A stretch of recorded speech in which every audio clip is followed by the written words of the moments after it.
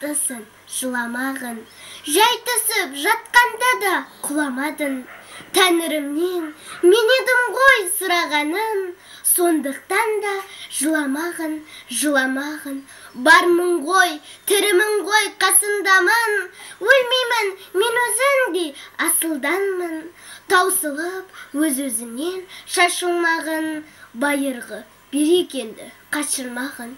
Мен сенің қанықпын ғой көз жасыңа, өзім кепіл тот басып тозбасыма.